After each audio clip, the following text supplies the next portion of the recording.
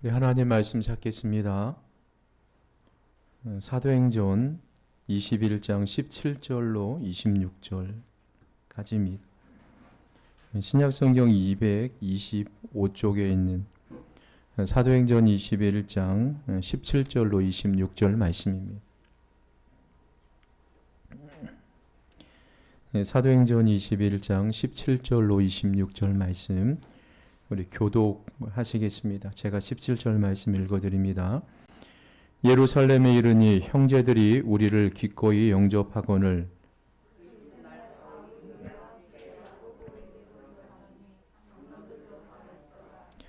바울이 문안하고 하나님이 자기의 사역으로 말미암아 이방 가운데서 하신 일을 낱낱이 말하니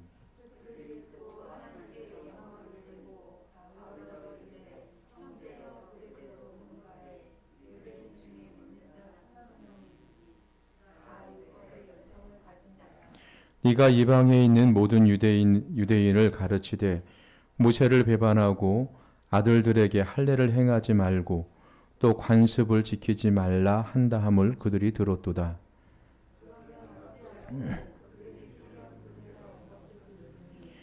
우리가 말하는 이대로 하라. 서원한 네 사람이 우리에게 있으니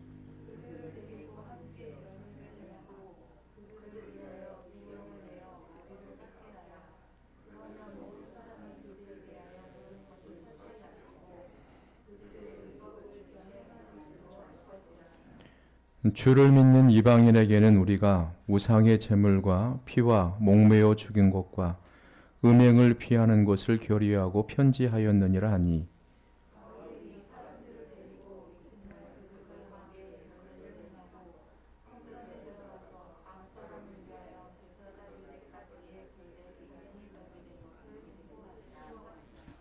아멘. 지난 3월 5일이 그러니까 24계절 중에 보니까 경칩이더라고요. 경칩이 어떤 날인가 봤더니 개구리가 깨어나는 그런 날의 경칩입니다. 동면을 들어갔다가 날씨가 포근해지니까 이제 개구리가 깨어난다. 어떻게 보면 이제 봄이 본격적으로 시작된다는 그런 절기겠죠. 이 봄이 오면 봄이 좋은 것 중에 하나가 이제 모든 생명들이 또 이제 생명력을 가지고 다시 싹이 나고 꽃이 핀다는 그런 계절이죠. 그래서 봄이 참 좋은 것 같아요. 죽었던 것 같은 대지가 또 식물들이 다시 살아나고 또 활기를 찾는 그런 계절. 그래서 우리가 지금 사순절 기간을 우리가 보내고 있습니다. 그래서 이제 사순절을 기간을 보내면서 우리가 코로나 때문에 좀 힘들었던 그런 마음들이 다시 또 살아나고 믿음도 회복되고 또 우리의 삶도 다시 한번 생기를 찾는 그런 복된 계절이 되기를 주님의 이름으로 간절하게 소망합니다. 우리가 늘 지금까지 몇 개월 동안 이 사도행전을 쭉 주일 아침마다 보고 있습니다. 우리 밀레도와 두로와 가이사라에서 눈물을 흘리면서 붙잡았던 그런 성도들을 손을 다 뿌리치고 천신만고 끝에 사도 바울 일행이 예루살렘에 도착을 했습니다. 오늘 17절과 18절 말씀이 그 말씀이죠. 예루살렘에 이르니. 그러니까 가는 곳곳마다 성도들을 만나고 함께 기도하고 또 성령 충만한 성도들이 예루살렘에 올라가지 말라고 예루살렘에 올라가는 그날 예루살렘의 결박과 고난이 기다리고 있기 때문에 예루살렘으로 가지 말라고 간곡하게 부탁을 합니다. 이런 성도들의 만류에도요, 예루살렘으로 가려고 하는 그런 사도 바울의 목적이 있었어요. 확고한 의지죠. 그가 그렇게 많은 위험을 무릅쓰고 그리고 성도들의 그렇게 눈물 어린 그런 만류에도 불구하고 예루살렘으로 가려고 했던 목적. 그 목적이 무엇이냐면요. 첫째가 예루살렘에 가서 구제 헌금을 전달하는 것이었습니다.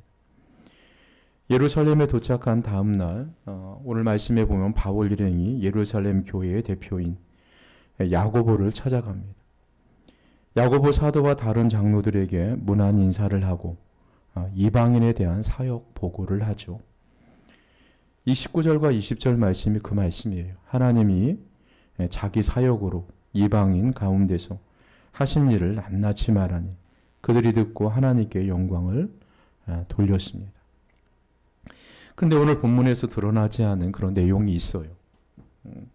오늘 본문만 보면 사도 바울 일행이 구제원금을 전달했다는 이야기가 없습니다. 근데 이제 후에 이제 사도 바울이 유대인들에게 고발을 당합니다. 그래서 유대 총독 앞에서 사도 바울이 이런 이야기를 해요. 사도행전 24장 17절 말씀에 보면 여러 해 만에 내가 내 민족을 구제할 것과 재물을 가지고 예루살렘에 왔다. 이렇게 이야기하죠. 사도 바울이 예루살렘에 올 때 구제 헌금을 가지고 왔습니다. 이방 교회를 다니면서 예루살렘 교회를 위한 구제 헌금을 가지고 온 것입니다. 로마서 15장 25절은 이렇게 말하고 있습니다. 그러나 이제는 내가 성도를 섬기는 일로 예루살렘에 가노라. 자, 성도를 섬기기 위해서 사도 바울이 예루살렘으로 간다. 성도를 섬기는 일은요, 성도를 섬기라는 것은 구제를 의미하는 것입니다. 그러니까 사도 바울이 예루살렘으로 가고자 했었던 목적 중에 하나가 이방인 교회에서 헌금한 구제 헌금을 예루살렘 교회에 전달하기 위함입니다. 그래서 로마서 15장 26절 말씀에 보시면 이는 마게도냐와 아가야 사람들이 예루살렘 성도 중 가난한 자들을 위하여 기쁘게 얼마를 연보하였습니다. 그러니까 마게도냐는 빌립보 교회나 데살로니가 교회가 있는 지역이죠. 아가야 지역은 갱그리아와 고린도 교회가 있는 지역. 그러니까 이런 교회에서 사도 바울이 구제 헌금을 걷습니다. 그러니까 예루살렘 교회에 가난한 사람들이 많이 있었던 것 같아요. 예를 들면 이겁니다. 한국의 어느 교회가 빈곤 국가, 예를 들어서 방글라데시라든가 동남아 지역, 아프리카 지역에 굉장히 경제적으로 어려운 그런 국가들이 있습니다. 그런 국가에 선교사를 보내서 교회를 개척을 했습니다. 그런데 한 20년이 지나서 개척했던 빈곤 국가의 교회는 엄청나게 부흥했습니다. 그러나 개척해 주었던 한국에 있는 본교회는 큰 어려움에 처했습니다. 그때 이 빈곤 국가의 교회에서 헌금을 모아서 본교회를 돕는 것과 같은 상황이에요. 그래서 로마서 15장 27절에 보면 저희가 기뻐서 하였거니와 또한 저희는 그들에게 빚진 자니 만일 이방인들이 그들의 영적인 것을 나눠 가졌으며 육적인 것으로 그들을 섬기는 것이 마땅하니라. 저 빈곤 국가의 교회가 영적으로 한국 교회에 빚을 졌다면 한국 교회에 있는 본교회에 어려움이 생기고 성도들에게 어려운 상황에 처했을 때 육체적, 즉 물질적으로 돕는 것이 마땅하다는 것입니다. 그러니까 영적으로 빚을 졌으니까 우리를 영적으로 도와주었던 그런 교회가 어려움을 당하게 되면 물질적인 것을 도와주는 것이 마땅하다. 이렇게 이야기하는 것입니다. 자, 이런 차원에서요. 바울은 그때 당시 모 교회인 예루살렘 교회에서 고난 당하는 성도들을 위해서 이방 교회에서 구제헌금을 모아 가지고 예루살렘으로 간 것입니다. 그때요. 성경에는 정확하게 나와 있지는 않지만 자, 예루살렘에는 큰 흉년이 들었습니다. 그리고 엎친 데 겹친 격으로 그 예루살렘 교회는 유대인들로부터 핍박을 받는 그런 상황이었어요. 그러니까 흉년이 들었죠. 또 성도들은 유대 사회로부터 큰 어려움을 당해요. 직장 생활하는데 그렇게 넉넉하지 않습니다. 장사를 하는데 사람들이 자꾸 배척을 해요. 예수 믿는다는 이유 때문에. 그러니까 교회가 많이 어렵습니다. 그리고 성도들이 굉장히 많은 어려운 상황에 당하게 된 것입니다.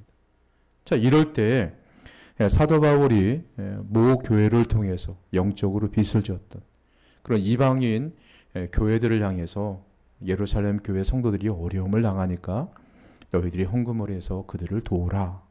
이렇게 요청을 해서 이방인 교회들이 기쁜 마음으로 구제 헌금을 걷어서 사도 바울 편에 예루살렘 교회로 전달했다는 것입니다.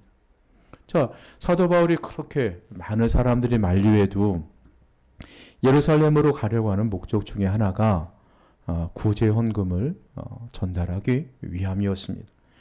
자, 두 번째 목적은요. 사도 바울이 핍박자라는 꼬리표를 떼겠다는 것입니다.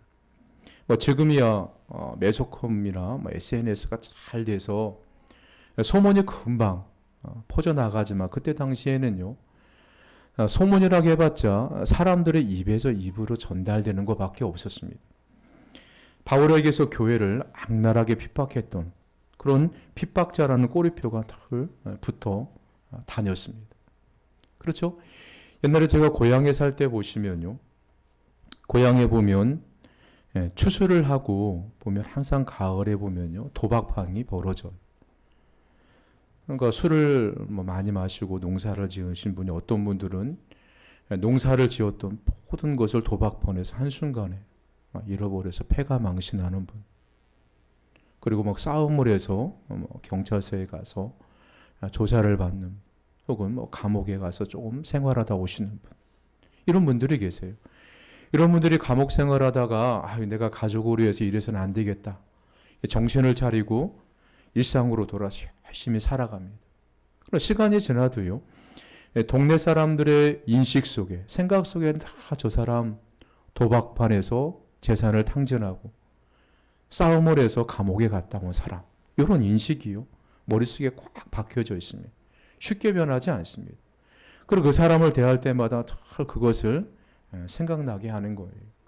그러니까 사도 바울도요. 20년 전에 그가 예수님 믿고 변화되기 전에는요. 교회를 악랄하게 핍박하는 핍박자라는 꼬리표가 따라다녔습니다. 20년 전에 사도 바울이 핍박으로 스데반 집사의 순교를 당하게 되죠. 그 순교를 시작으로 해서 예루살렘 교회에 엄청난 핍박이 임합니다. 그런 것을 다 지켜보았던 성도들이 분명히 예루살렘 교회에 남아 있었을 것입니다. 그 사건은요, 너무 충격적이라 평생 잊을 수 없는 트라우마와 같이 그들이 머릿속에 남아 있는 거예요. 그러니까 사도 바울이 아무리 변화가 되어서 이방인 지역에 가서 선교한다 해도요, 모 교회에 남아있는 사람들의 머릿속에는 사도 바울은 핍박자, 교회를 괴롭히는 사람. 자, 이런 꼬리표가 따라 다녔을 것입니다. 사도 바울이 이제 변화를 받아 하나님의 종이요, 또 사역자가 되었으므로 예루살렘 교회로부터 공식적으로 사역자로 인정을 받고자 했던 거예요. 나는 이제 더 이상 성도들에게 핍박자가 아닙니다. 과거에는 나는 예수님을 핍박하고 교회를 핍박하는 그런 핍박자였지만 지금은 하나님의 은혜로 주의 복음을 전하는, 그리고 하나님의 사도로 복음을 전하는 그런 사역자가 되었습니다. 자, 이런 것을요, 공적으로 인정을 받고자 원했습니다. 그래서 예루살렘에 도착하자마자 1차와 2차, 3차에 걸쳐서 이방인 지역에 사역했던 그런 사역 보고를 쭉 시작을 해요. 그리고 그 열매로 교회가 부흥했고 사랑의 구제연금을 전달하게 되었습니다. 이 보고를 하는 거예요. 자, 이런 모든 보고를 들은 그런 장로들이요, 이방인 땅에 나타난 하나님의 구원의 역사에 놀라움을 나타냅니다. 그리고 하나님께 영광을 돌리고 이방인 사역에 하나님의 복음의 도구로 쓰임 받았음을 인정하게 된 거예요. 그래서 사도 바울은 예루살렘에 가서 두 가지 목적을 이룹니다. 한 가지는 구제연금을 전달하죠. 그리고 또요, 자신을 괴롭히는 교회를 핍박했다는 그런 꼬리표를요, 내가 이제부터 예루살렘 교회로부터 공식적으로, 예루살렘 교회의 교육자들로부터 공식적으로 사도 바울은 하나님의 사역자이다. 공교회로서 우리와 똑같이 주의 복음을 전하는 사람이라고 인정을 받았다는 것입니다. 그때 당시는요, 유대인들은 민족주의 개념에 사로잡힌 신앙에 갖고 있었습니다. 그러니까 하나님은 이스라엘 사람들의 하나님이고 이방 사람들의 하나님은 아니다. 그러니까 이스라엘 사람들의 남자들이요, 아침에 일어나서 세 가지를 감사했다는 거예요. 첫째로는 내가 여자로 태어나지 않아서 감사하고, 또 두 번째로는 하나님의 율법을 알아서 감사하고, 세 번째로는 내가 이방인으로 태어나지 않아서 감사했다. 그러니까 이 유대인들 사이에는 이렇게 민족적인 배타적인 그런 신앙이 사로잡혀 있습니다. 그러니까 하나님은 우리의 하나님, 우리들의 하나님. 자, 이런 민족적이고 배타적인 신앙에 사로잡혀 있는 그런 유대인들에게, 자, 사도 바울의 선교 보고를 통해서요, 이제 그리스도인들, 이방인들도 그리스도 안에서 우리와 같은 형제가 되었다. 우리와 똑같은 하나님의 자녀가 되었다는 것을 들은 거예요. 그래서 이방인과 유대인 사이에 가로막혔던 담이 허물어진 것입니다. 그리고 사도 바울은 예루살렘 교회 사역자들과 동일한 하나님의 사도요, 하나님의 종이라는 공식적인 인증이 이루어진 거예요. 자, 원래도 보시면요, 예수님은 사람은 담을 쌓죠. 인간들의 삶을 보면요, 늘 담을 쌓아요. 이웃 간에 담을 쌓고, 또 사회에서 나와 감정이 안 좋은 사람과 담을 쌓습니다. 그러니까 사람이 하는 일을 보시면요, 늘 자기를 방어하기 위해서 담을 쌓습니다. 그러나 예수님이 하시는 일은요, 그 인간과 인간 사이에 가로막혔던 담들을 허무시는 역할을 하는 거예요. 오늘도 보시면 이방인과 유대인들의 사이에 가로막혔던 담을 허무시는 것. 민족적인 개념, 배타적인 신앙을 가지고 살아갔던 그런 유대인들이요, 사도 바울의 선교 보고를 듣고 이방인에도 이렇게 복음의 역사가 일어났고, 하나님이 이방인들을 사랑하는구나 하면서 이방인들과 유대인들 사이에 가로막혔던 그런 담들이요, 무너져 버립니다. 그리고 사도 바울이 가졌던 교회의 핍박자라는 그런 안 좋았던 과거의 그런 기억들이요, 사라져 버립니다.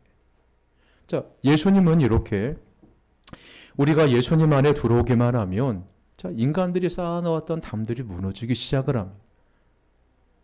사람은 담을 쌓지만 예수님은 십자가의 보혈과 사랑으로요, 그 담을 허무신다는 것입니다. 여러분, 혹시 내가 어떤 사람과 자꾸 담을 쌓고, 내가 누군가와 담을 쌓고 있고 계시다면요, 여러분들이 예수님 안에 들어오시면, 우리가 예수님께 그것을 맡기면요, 주님이 그 담을 허물어 버리십니다. 이게 예수 그리스도 안에서 우리에게 주시는 사랑이에요. 이런 역사들이 일어나게 됩니다. 자, 그런데요, 자, 오늘 성경 말씀해 보시면, 자, 사도 바울의 뜻밖의 선교 보고도 잘하고 분위기도 굉장히 좋습니다. 이방인 교회와 예루살렘 교회는 그리스도 안에서 한 형제이고, 자, 사도 바울의 사역이 개인적인 사역이 아니라 사도로서 공교회로서의 사역임을 교회로부터 인정을 받았습니다. 자, 그런데 뜻밖의 난관에 마주치게 됩니다. 자, 사역 보고를 듣고 하나님께 영광을 돌리는 데까지는 굉장히 좋았습니다, 분위기가. 그런데 예루살렘 교회는 율법에 열심히 있는 유대인 중에 오늘 믿는 자가 수만 명이 있습니다. 그러니까 예루살렘 교회에, 자, 유대인들, 율법을 열심히 믿는 사람들, 율법을 대로 살아가는 그런 사람들이요, 이제 예수님 믿고 교회를 다니는 사람이 수만 명이 있다는 것입니다. 근데 유대인 믿는 성도들 사이에요, 사도 바울에 대한 안 좋은 소문이 떠돌고 있었어요. 예루살렘 교회 안에. 사도 바울은 핍박자다, 교회를 핍박하는 악랄한 사람이다, 이런 소문도 있었지만요, 오늘 21절 말씀에 보면 어떤 소문들이 돌아다녔었냐면요, 21절 말씀에 보면 네가 이방에 있는 모든 유대인들을 가리키되 모세를 배반하고 아들들에게 할례를 행하지 말고 또 관습을 지키지 말라 한 다음을 그들이 소문으로 들었도다. 이 소문은 헛소문이죠. 사도 바울은 율법을 안 지킨 사람이 아니에요. 우리가 구원을 받는데 율법의 행위가 필요 없다고, 율법의 행위로 사람이 구원받는 것이 아니라 오직 예수 그리스도를 믿는 믿음으로 구원을 받는다. 이것을 강조했지 율법은 필요 없다, 율법은 지키지 않는다, 그렇게 강조하신 분이 아니에요. 그래서 사도행전 16장 3절에 보시면요, 디모데는 엄마는 유대인이지만 아빠는 이방 사람이죠. 그러니까 어렸을 때 할례를 행하지 않은 거예요. 그러니까 디모데에게 하나님의 일을 하려면 할례를 행해야 된다.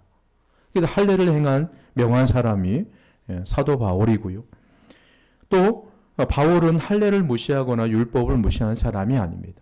그런데 예루살렘 교회 유대인들 사이에 거짓 소문이 돌고 있었습니다. 이것을 예루살렘 교회의 지도자인 장로들이 걱정을 한 거예요. 이 일 때문에 혹시 불미스러운 일이 생기면 어떻게 하나. 그걸 걱정을 한 거예요. 그래서 사도 바울에게 이 일을 제안합니다. 그 일이요, 22절과 24절 말씀이에요. 제가 한번 읽어드리겠습니다. 그러면 어찌할꼬? 그들이 필요한 그대가 온 것을 들으리니 우리가 말하는 이대로 하라. 서운한 네 사람이 우리에게 있으니 그들을 데리고 함께 결례를 행하고 그들을 위하여 비용을 내라. 머리를 깎게 하라. 그러면 모든 사람이 그대에 대하여 들은 것이 사실이 아니고 그대도 율법을 지켜 행하는 줄을 알 것이라.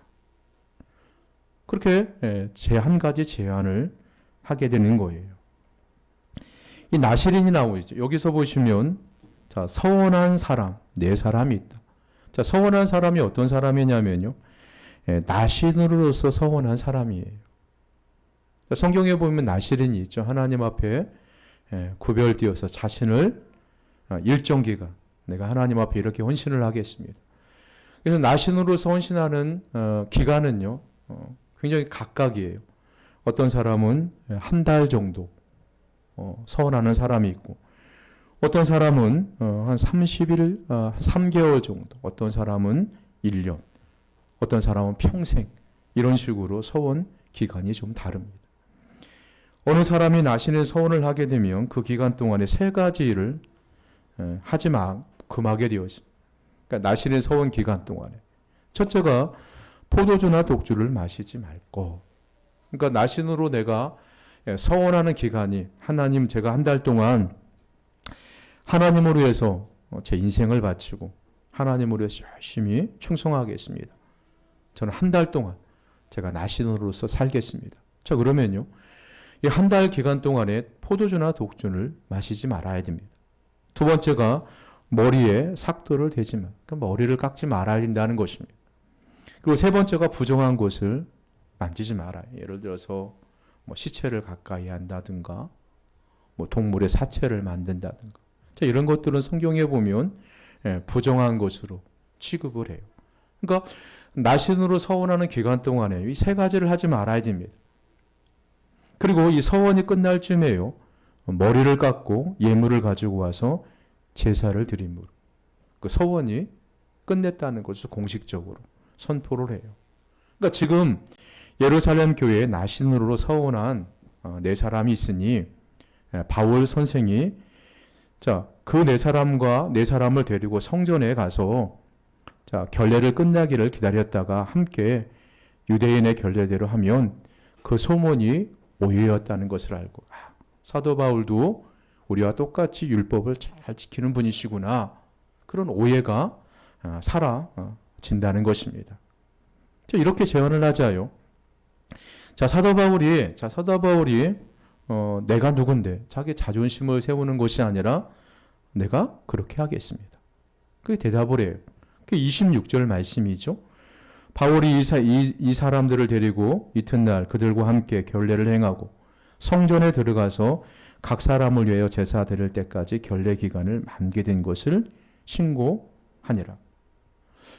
어떻게 보면요, 바울의 이런 행동을 두고 바울이 예루살렘에 오기 전에 많은 성도들이 만류하죠. 예루살렘에 들어가면 어려움을 당합니다.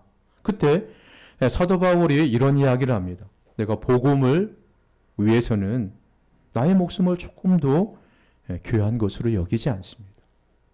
그러면서 모든 사람의 만류를 뿌리치고 예루살렘으로 향하죠. 그리고 또요, 늘 보시면 그 이방 사람들에게 율법은 우리가 구원받는데 하등의 문제가 되지 않는다. 할례를 받지 않아도 우리가 구원받는데 전혀 문제가 되질 않습니다. 결례를 행하도. 자, 이렇게 당당하게 외쳤던 사도 바울이 예루살렘 교회에서 유대인들이 행하는 똑같은 결례를 행하고 율법을 지키는 것을 볼 때 혹시 사도 바울이 살벌한 분위기에 그냥 꼬리를 살짝 내린 것이 아니냐, 현실과 타협한 것이 아니냐, 이렇게 오해를 할 수 있고 이렇게 생각할 수 있는 그런 부분이죠. 자, 그러나요, 사도 바울이 그 당시에 자신의 입장을요, 고린도전서 9장 19절로 33절에 쭉 기록이 되어 있습니다. 여러분 집에 가시면 고린도전서 9장 19절로 23절 한번 읽어보시면요, 대충 이런 내용이에요. 바울이 유대인들에게 율법 아래 있는 것은 유대인들을 얻고자 함이고, 율법 아래 있지만 율법이 없는 자와 같이 된 것은 이방인들을 얻고자 함이요, 약한 자가 된 것은 약한 자를 얻고자 함이요. 그러니까 여러 모습이 된 것은 몇 사람이라도 구원하고자 함이라고 고백을 하고 있는 거예요. 그러니까 사도 바울이 유대인들의 오해 때문에 현실과 타협한 그런 신앙이 아니라, 나는 율법에 자유로운 사람이지만, 율법에 매여 있지는 않지만 내가 유대인들처럼 율법에 매여 있는 사람처럼 행동한 것은 유대인들을 얻고자 합니다. 그들을 실망시키지 않고 그들을 구원하기 위해서 나는 율법 아래 들어간다. 율법을 지키는 자가 된다. 이렇게 고백을 하고 있는 거예요.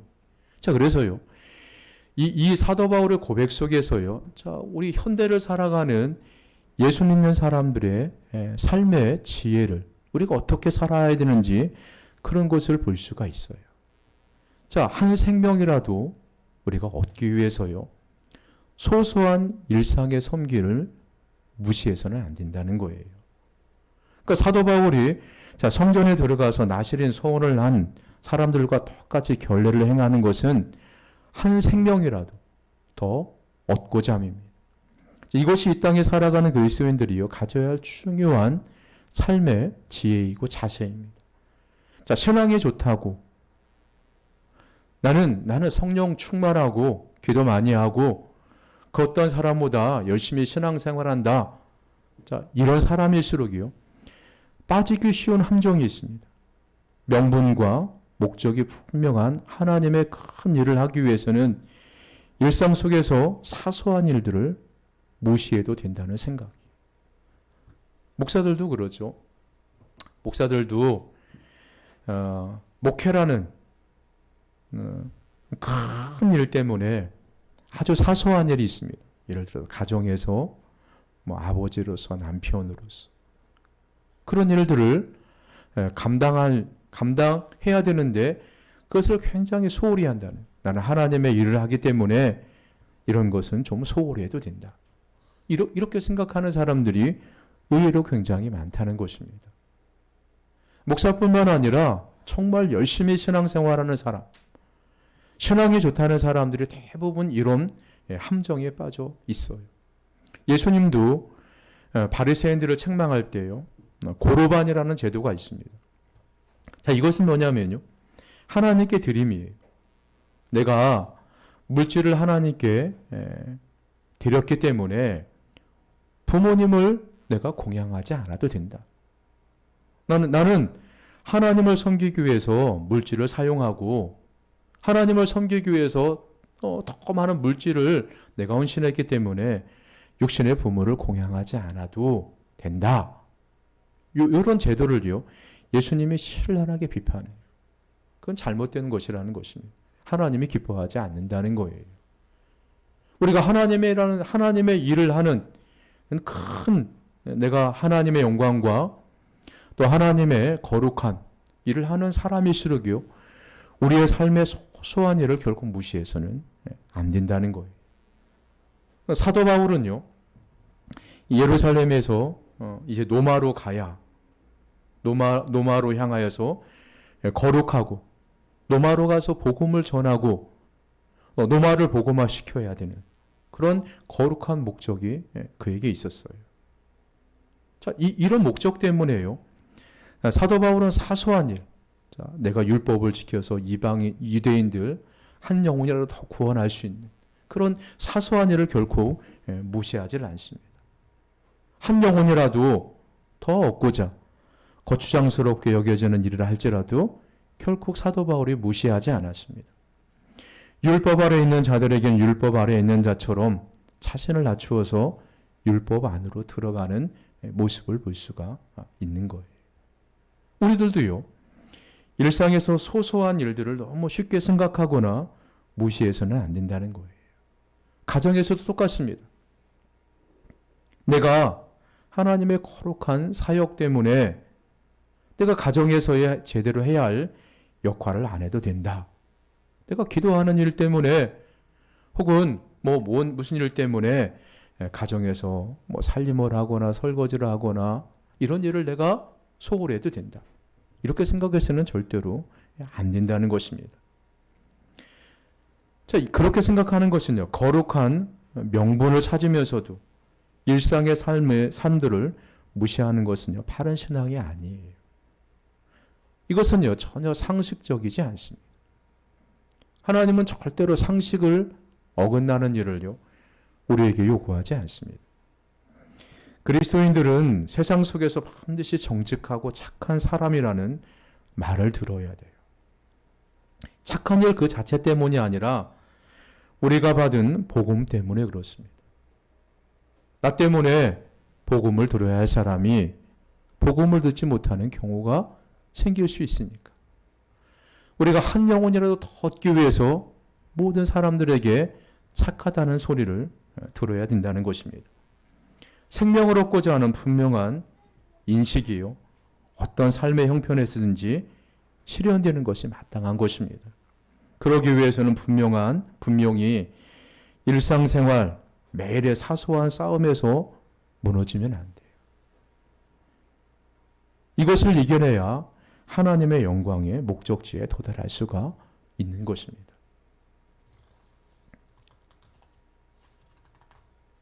그래서 저는요, 고린도전서 10장 23절과 또 10장 31절과 32절에 보시면 사도 바울이 이런 이야기를 하죠. 모든 것이 가하나 모든 것이 유익한 것이 아니에요. 모든 것이 가하나 모든 것이 덕을 세우는 것이 아니에요. 그러니까 내가 예수님 안에서 나는 자유를 얻기 때문에 저 모든 것을 다 할 수가 있어요. 근데 그 모든 것을 누릴 수 있는 자유가 유익한 것은 아니라는 것입니다. 모든 것이 가하나 모든 것이 덕을 세우는 것이 아니라는 것입니다. 또 10장 31절과 32절 말씀해 보시면요. 그런즉 너희가 먹든지 마시든지 무엇을 하든지 하나님의 영광을 위해서 해라.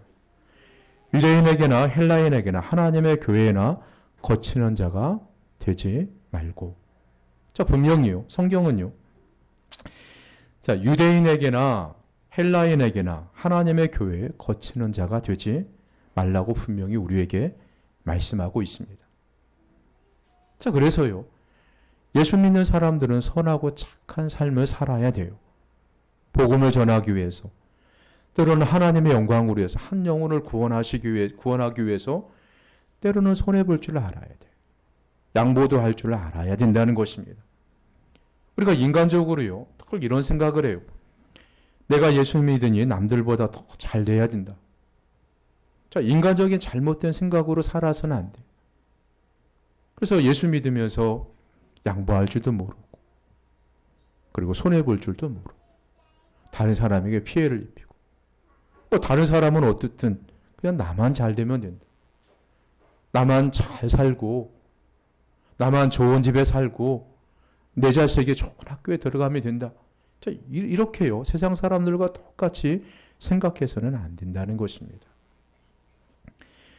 성경은 분명히 복음의 길에, 하나님의 영광의 길에 거치는 돌이 되지 말라고 우리에게 말씀해 주고 있어요. 우리의 삶의 목적과 내용이 그 어떤 영광스럽고 선한 것이라 할지라도요, 이런 사소한 일에서 무너질 때 하나님의 영광에 도달할 수가 없는 거예요. 여러분, 사소한 일을 나는 하나님의 어떤 거룩한 목적을 이루기 위해서 우리의 삶 속의 소소한 일, 사소한 그런 일들을 무시해서는요, 결코 하나님의 영광이 이룰 수가 없고요. 또 하나님의 영광을 나타내는 삶을 살아갈 수가 없는 거예요. 그 사도 바울은요, 우리가 보기에는 굉장히 사소하고 소소한 작은 일도요, 절대로 놓치지 않습니다. 그래서 한 영혼이라도 구원할 수 있으면 자기는 율법에서 자유롭지만 율법을 지키는 유대인처럼 행동을 합니다. 자기는 율법을 지키는 사람이지만 내가 이방인 한 영혼을 구원할 수만 있다면 율법이 없는 이방인처럼 신앙생활해요. 나는 약한 사람 한 사람이라도 구원할 수 있으면 자기는 강하지만 자기를 낮추고 약한 자가 돼요. 이것이요, 우리의 삶 속에 아주 사소한 일, 소소한 일조차요, 하나님의 영광을 위해서, 복음을 위해서 그는 그냥 넘어가질 않습니다. 사도 바울은 우리에게 말씀하고 있습니다. 우리가 일상에서 아주 사소한 일을 할지라도 하나님의 영광을 위해서 복음을 전하기 위해서는 우리가 그것도 그냥 무시해서 넘어가서는 안 된다고. 우리가 소소한 일상의 싸움에서 우리가 지지 말고 놓치지 말고 하나님 앞에 거룩한 승리자가 되어서 영광의 그곳을 향하여 한 걸음 한 걸음 걸어가신 은혜가 저와 여러분에게 있기를 주님의 이름으로 간절하게 소망합니다. 우리 기도하겠습니다. 살아계신 하나님 우리 아버지, 올해도 여김없이 따뜻한 봄날이 우리에게 찾아왔습니다. 하나님의 사랑과 하나님의 은혜는 늘 변함이 없는데 우리의 마음은 수시로 변하고 또 우리의 믿음은 수시로 변하는 그런 약한 믿음을 우리가 살아가고 있습니다. 사랑이 많으신 아버지 하나님, 우리를 긍휼히 여겨주시기를 원합니다. 날마다 하나님 은혜에 감격하고 감사하는 삶을 살아가게 해주시옵소서. 그리고 하나님께서 우리에게 허락하신 일상의 삶, 작은 일이랄지라도 감사하고 그 일상의 소소함 가운데서도 하나님의 말씀을 지키고 착하고 경건하고 거룩한 삶을 살아서 하나님의 영광의 자리에 이르는 복된 우리 모두가 될 수 있도록 우리의 삶을 주장하여 주옵소서. 거룩하신 예수님의 이름으로 기도 올려드리옵나이다. 아멘.